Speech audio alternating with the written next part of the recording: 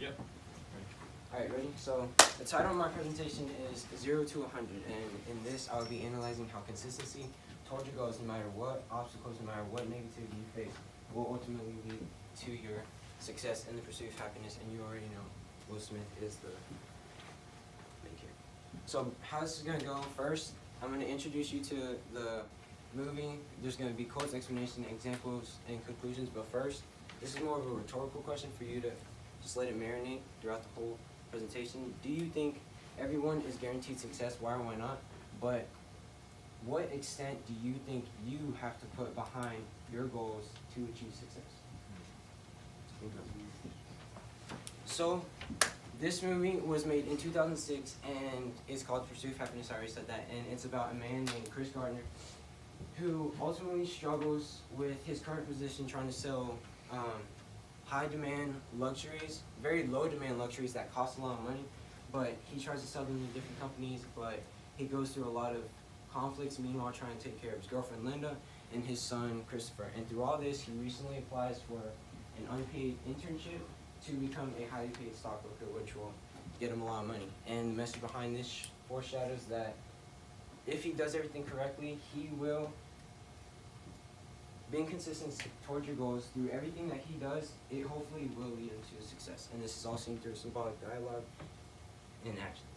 So the first key symbolic dialogue was when, after he applied for the internship, he came back home and he told his girlfriend what he did, and he was saying, I went and applied for this new job, and she said, okay, what job?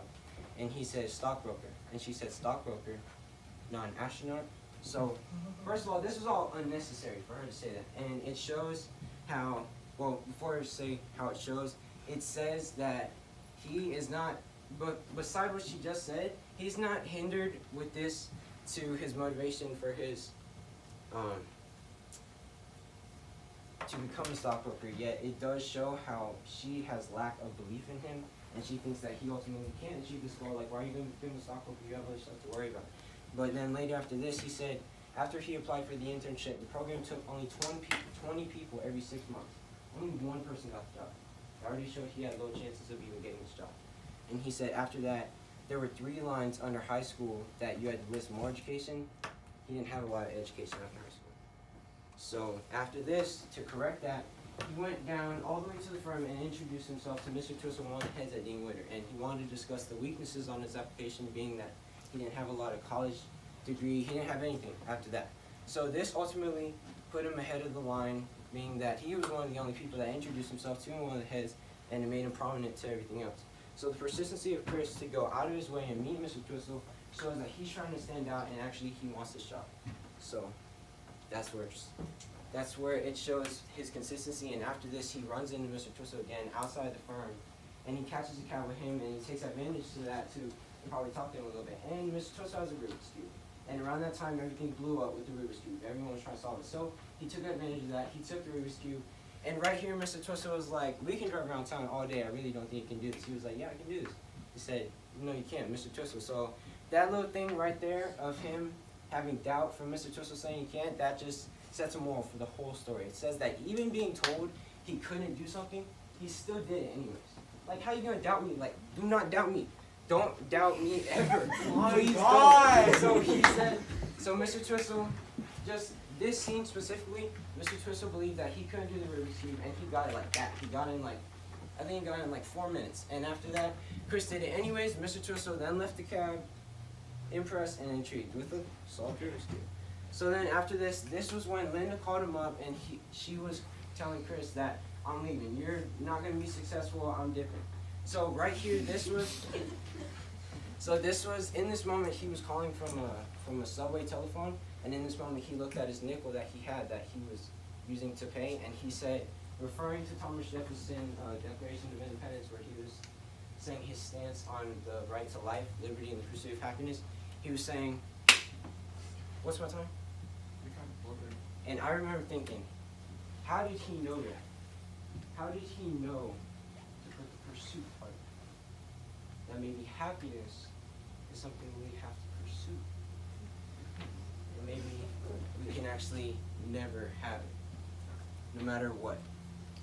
How did he know that? So, Chris, referring to this whole thing that Thomas Jefferson just said, he's putting this in regards towards himself. He's starting to doubt himself, thinking that he's never going to achieve happiness, but me talking about my success, that's literally what he's talking about. And after this, he takes his son Christopher to the basketball park, and when they're balling out, he tells his son, I don't want you balling out here every day and every night because I wasn't this good at that sport, so I wasn't this good at this sport, so you're not going to be any better than I was. So Christopher, his son, gets disappointed in that. He puts him down, and then he corrects himself and tells his son this: don't ever let anybody tell you you can't do something.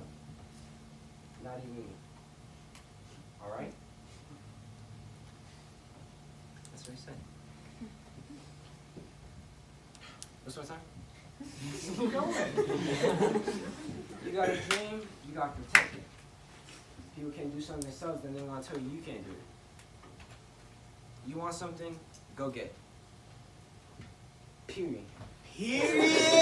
So this quote relates to the negative parts of Chris's life, and Chris is telling his son that no matter what people say, no matter what people say you can't do, you have to overcome that. That's focus and that's success. So symbolic actions behind this was at the end of the movie, he finally gets called into the firm. They said, you got the job. After all the numbers, after all the dedication he did. Referring back to my title, 0 to 100, the only reason he got this job was because he got 100 on the test. The people are like, the last applicants before got 96 on the test, they still didn't get the job. So this explanation behind Chris finally being hired after a little 5% chance that he had showed that all his consistency paid off. More examples of this. What's my time?